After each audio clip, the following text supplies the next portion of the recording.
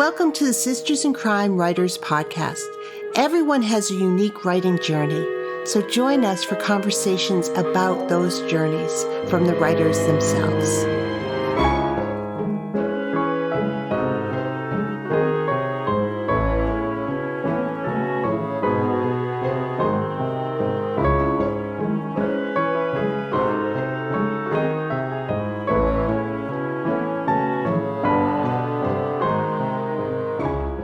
This is Julie Henriquez, the Executive Director of Sisters in Crime, and I am delighted to talk to Sara Paretsky today about a lot of SinC things, including the history and how SinC started.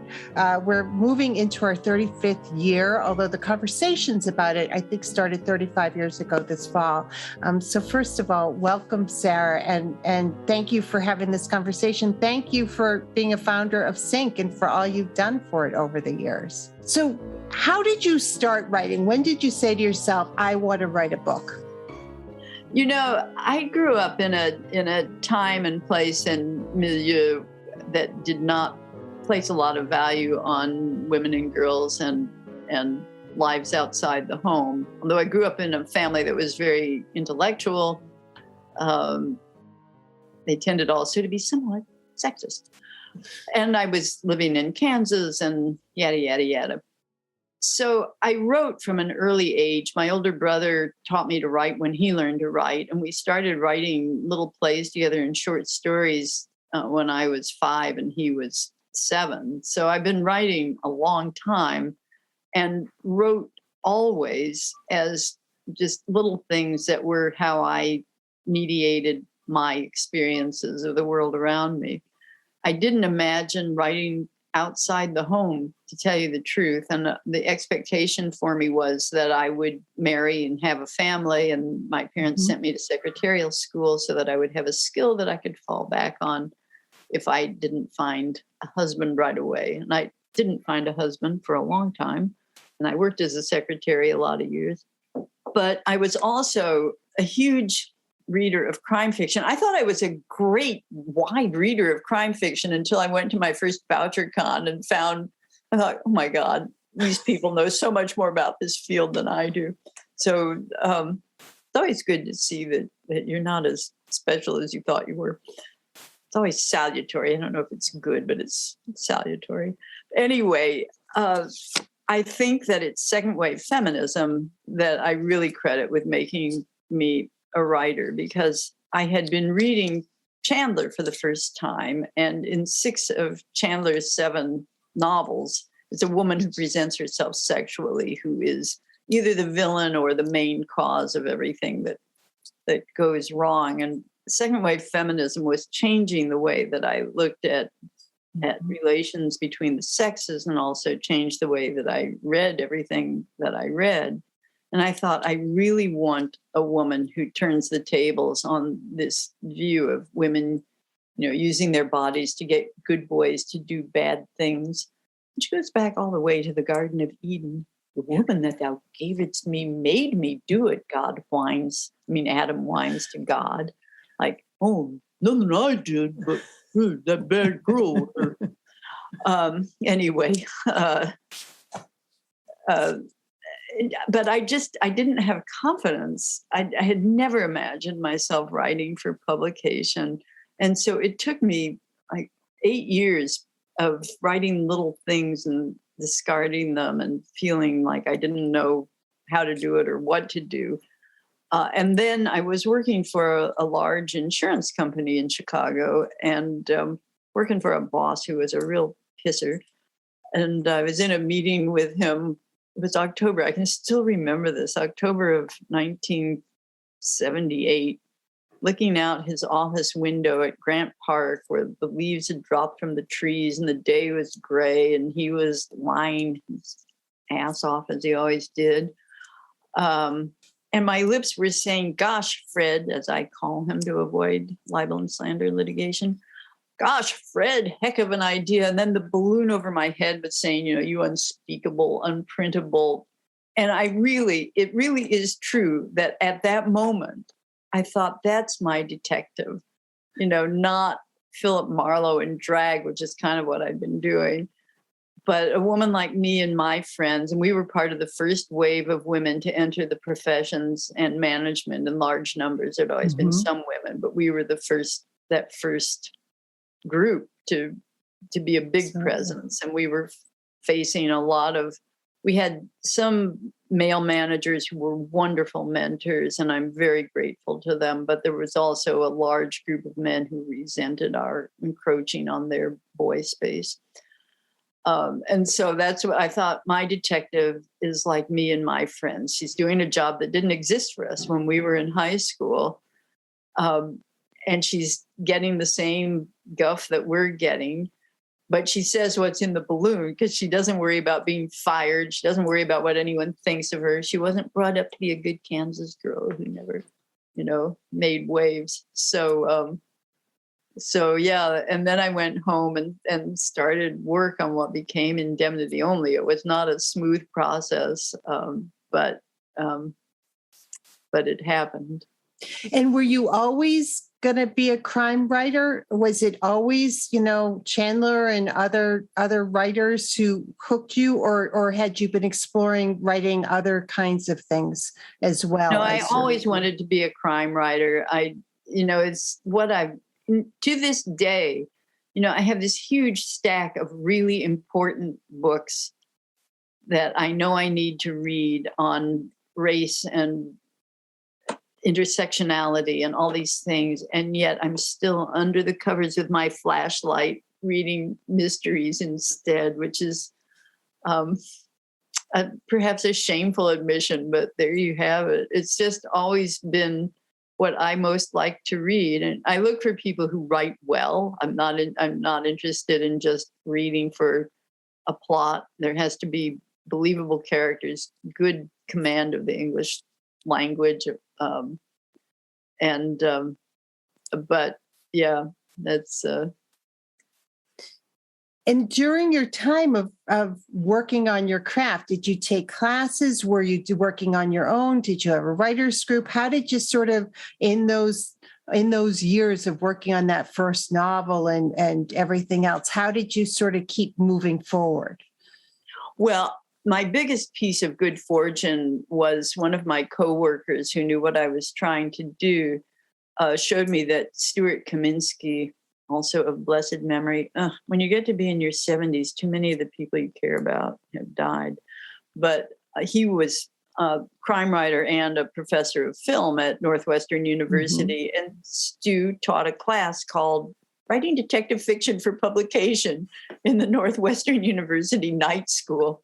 So I signed up for that class, and I was really fumbling with. I'd written 60 or 70 pages, and I thought, I don't know what I'm doing. I can't do this. And Stu read it, and he really liked the character. He showed me how I was copying too many kind of verbal tics from 30s noir fiction. And he said, no, write it in your voice in the present day. And he also suggested, since I was working in the financial services industry, that I have VI specialize in white collar crime, because that's kind of a niche that, more people are doing now, but at the time, no one was doing. Yeah. And so I kind of, with that support, and also my husband, Courtney, who was a huge booster of anything I was trying to do, between the two of them, I finished this book. I always think of her as VI because she came to me as a character in that meeting, that with my evil boss. I don't think he was sophisticated enough to be evil. He was just horrible. But Chicago has it's such a divided city. I don't know if Boston is the same. I think Pittsburgh maybe is the way we are, with everybody in their ethnic enclave. And, it was such a revelation for me coming here from rural Kansas, where, Kansas is certainly filled with as many racists as any other part of the country, but among people of European descent, nobody thought of themselves as hyphenated. They were just Americans. And so to come here and be identified as Polish, and my first job as a secretary in Chicago was at the University of Chicago in their political science department, and Polish American kids would come asking for special favors, and I'd say no. And they'd say, "You are a traitor to the Polish nation." I was like, gosh. In those days, nobody said dude, but, it's like, dude. I'm not grand, and I'm just a secretary. I can't betray an entire country just by not letting you out of a late fine, but, and then when I was working in management at the insurance company, and those ethnic divisions they really tripped people up. God, it was such an education. So I thought, well, she has to reflect Chicago's ethnic fixation. And I don't know, I knew I couldn't write out of African American or Latinx experience. We didn't talk about cultural appropriation then, but that was certainly, I knew I was ignorant and that it would be stupid of me to try to imagine myself in that voice. And I thought, well, the Irish kind of controlled Chicago politics in those days. And I also knew nothing about Irish experience. I thought, well, one of my grandfathers came from Poland, so I'll make her. And I thought, well, Warsaw, that's in Poland. So Warshawski, that has to be a Polish name. And then people told me no. This one man, God, it turns out that it's probably a Jewish name. I didn't know that, although I'm Jewish myself. It was my intention to give her this recognizable ethnic origin. And this man came up to me at a party and said, that Warshawski is not a Polish name. I said, what do you mean? It is. And he made these veiled comments that I didn't know how to decipher. And then I learned later that what he was trying to say was she's Jewish, so she can't be Polish. I was like, oh, Pacina. But anyway, so I had her last name, and then the initials VI just came to me. And so I was almost done with the novel before I came up with first and middle names to go with the initials, which is why I always call her VI. I never think of her by her first name. And she really, took hold and continues. She because she was so of the time and a new voice, she resonated and continues to resonate. Did you, tell me about the path to publication with that first novel?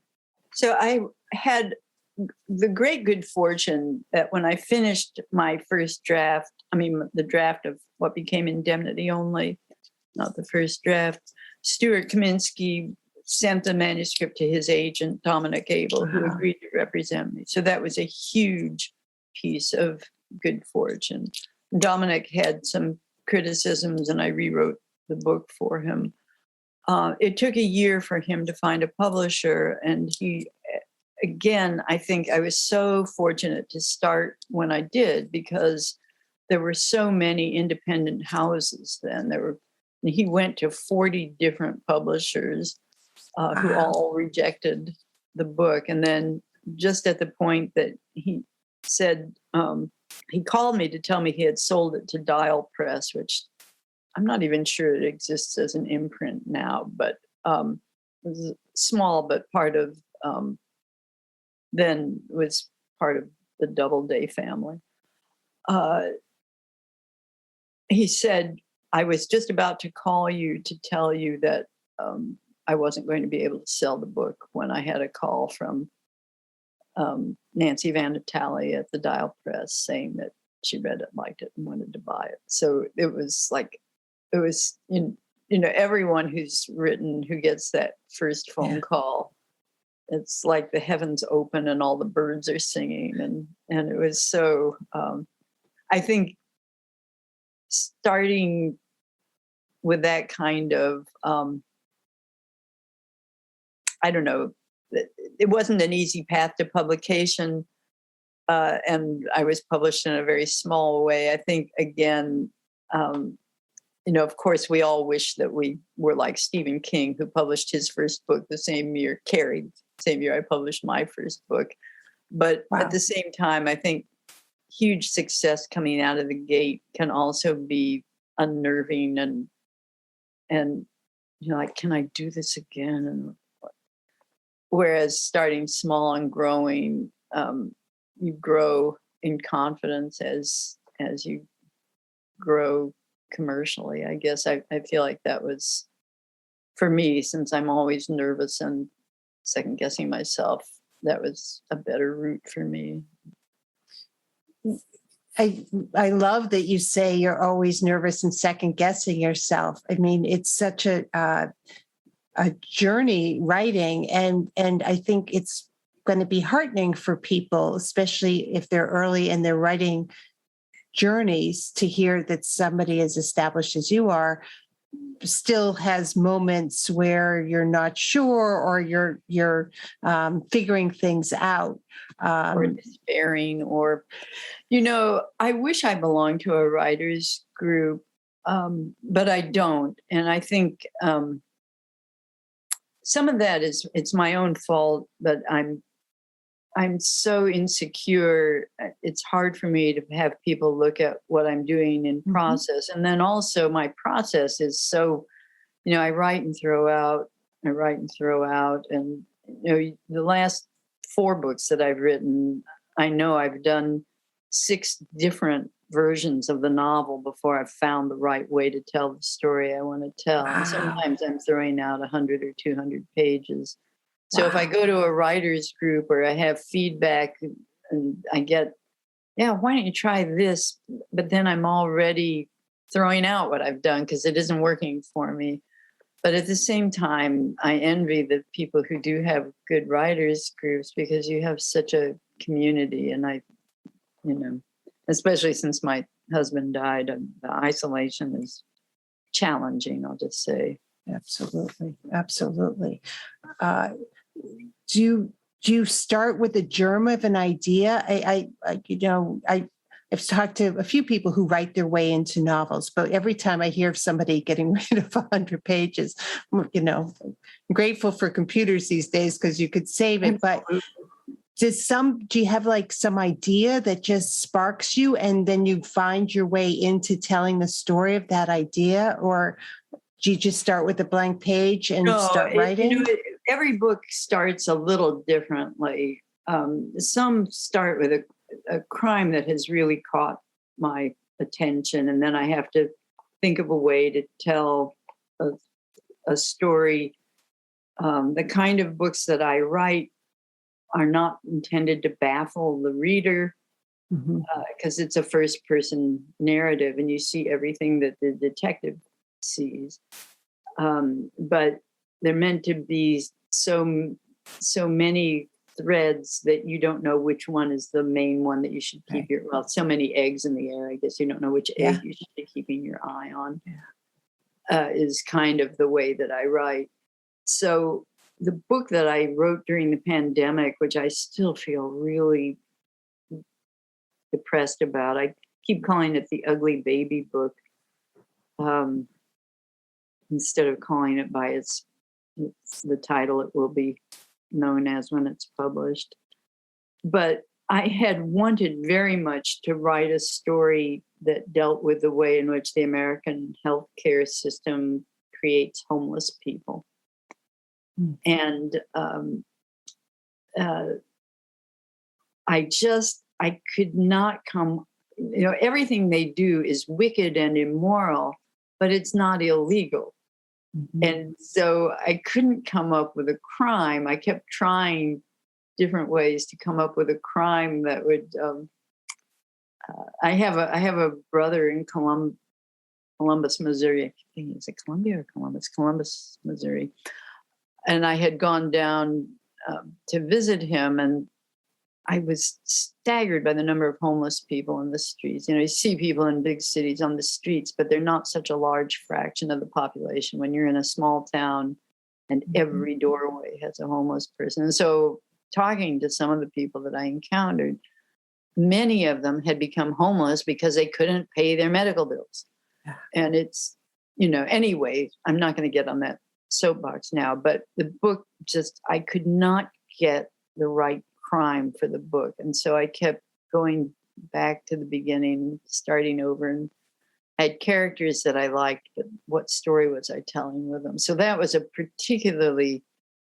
that I think was the hardest book I ever wrote, actually, in terms of working it out, getting the right story, getting it to come together.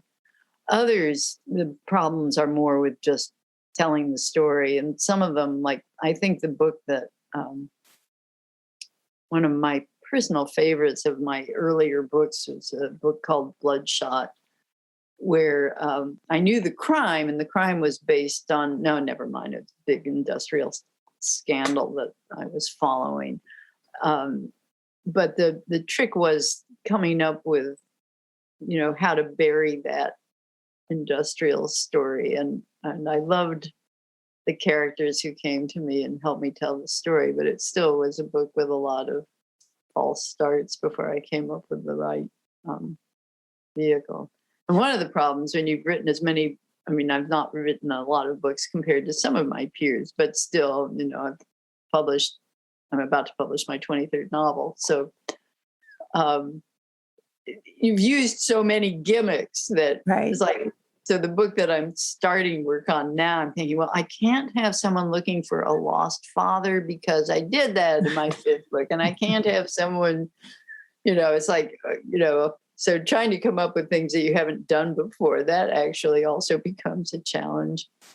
Yeah, no, I also love when you're talking about this, that you've still, with everything, whenever I talk to you, there's a social conscience that feeds you, and that is is part of what guides you in your writing and in your, Sisters in Crime and your political stances. You think about the greater good. You think about everybody and how you can change the world, and you could change it by telling these stories and shining a light on these stories that need to be told.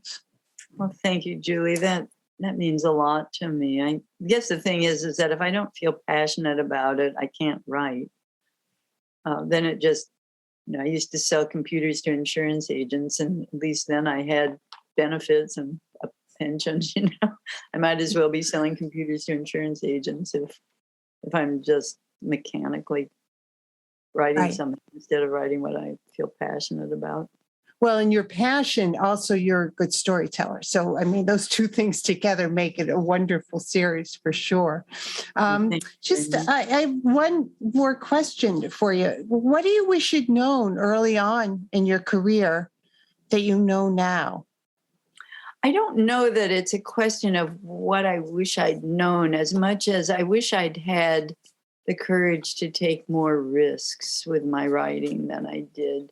And some of them are small things, but I look at, like with VI, I didn't know that I was going to be doing this whole series. I thought I would write this. Actually, I didn't know I would keep writing books. I thought, okay, I've proved this. Now what? Yeah. Now I'll go sell another computer to another insurance agent. But I followed the kind of, I don't know if they're called memes, tropes, or categories of the way that the noir novel was structured with the male private eye, where he's a loner. And, VI was not a loner from the day one, just because my personality, I want connection and friends and so on. And those just began growing into her life. But I wouldn't have made her an orphan. I think that people who are doing series with family members, the dynamic is wonderful, and it adds a lot of richness to the stories that I don't have, because I was so nervous about being able to do it. I was sitting there with Robert Parker's first book, the Godwolf manuscript, open in my lap. It's like, okay, Spencer gets beat up here. VI, it's like, yeah. And I think, too, one of, just mentioning Parker, I want to add another male writer who was really a bigger influence on me, and who's from Indianapolis, but has lived for many years in Bath, England. But Michael Lewin had a series that never took off the way I thought it should have, where he had a male private eye, but boiled way less hard. And I was reading that also as I was starting working, saw that you could have these equal relationships between the sexes and still write a very moving and interesting novel.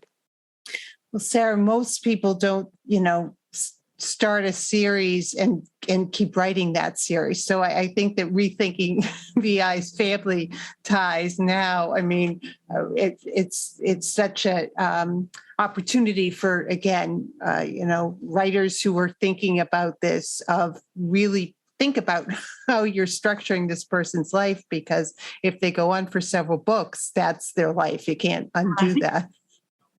I thought that I should try a different series, and I wrote 2 short stories with 2 younger women protagonists, one a Chicago cop and one a forensic engineer. And they both had families and all the things that I hadn't given VI, but they somehow didn't come to life for me the way VI does. She's just so part of my life that it just felt mechanical to write about these other characters. And so they had their short stories, and that's it. We're grateful she's part of your life and that VI is part of our reading life for sure. So when is the next book coming out? Well, May 10th, assuming that everything comes in line with the supply chains. You read about all these writers whose books are delayed because, where's the paper? The books are printed in Singapore. How are they getting to the United States? It's kind of a nightmare time for everyone and for writers too. It really is. And the ramifications, I think we're going to keep feeling for months. So, but I suspect that yours will be out on May 10th, and we look forward to that. And I am so grateful for this conversation, for everything you've done for Sisters in Crime, and for V I Warshawski, who has entertained me for many, many hours. Thank you so very much, Julie. You're very generous and gracious. I appreciate it.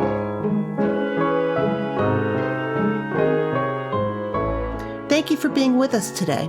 Sisters in Crime is about community.